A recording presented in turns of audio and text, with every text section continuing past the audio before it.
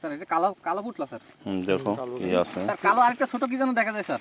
খুলে কি আছে শক্ত, দেখো। এটা শক্ত। এটাও খুলছে, এটা কি খুলে হবে নাকি এটা? বসো, বসে দেখো খুলো। কি সাহস!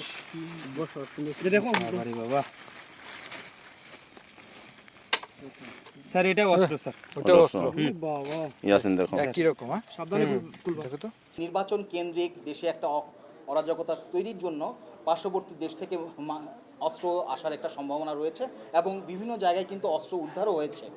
তো আমাদের এই এলাকায় অদ্যাবধি কোনো অস্ত্র উদ্ধার অভিযান ছিল না এবং গতকাল যে আমাদের অস্ত্র অভিযানটা পরিচালিত এটা হয়েছে, এটাও কিন্তু আমাদের কোনো অস্ত্রের পার্টিকুলার কোনো ইনফরমেশন ছিল না, এটা আমাদের একটা মাদকের ইনফরমেশন ছিল।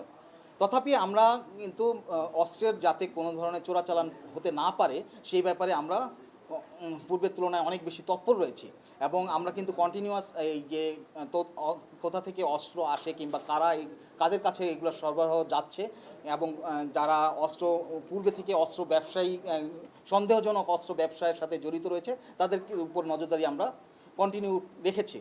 তো এটার পার্টিকুলার একটা সম্ভাবনা কি কিংবা এটাকে একটি সাধারণ চোরাচালান, অস্ত্রের চোরাচালান, নাকি এটা কোনো বিশেষ উদ্দেশ্য, এটা শুধু তদন্ত সাপেক্ষে আসলে বলা সম্ভব হবে। সবচেয়ে বেশি রিকভারি বলতে আমাদের এখান দিয়ে প্রচুর পরিমাণে বাজি চোরাচালান হয়ে থাকে এবং আমরা প্রচুর পরিমাণে বাজি রিকভারি করি। স্পেশালি আমাদের বিভিন্ন ট্রেনের অপারেশনে আমরা প্রচুর পরিমাণে বাজি রিকভারি করি এবং এই যে আপনার যে সম্ভাবনাটার কথা, এটা আমরাও খতিয়ে দেখেছি, ইতিমধ্যেই খতিয়ে দেখেছি যে আসলে এই বাজিগুলো কেন আসছে, কোথায় যাচ্ছে কিংবা পরবর্তী ডেস্টিনেশনগুলো কি হয়, এটা আমরা কন্টিনিউয়াসলি মনিটরিং করছি।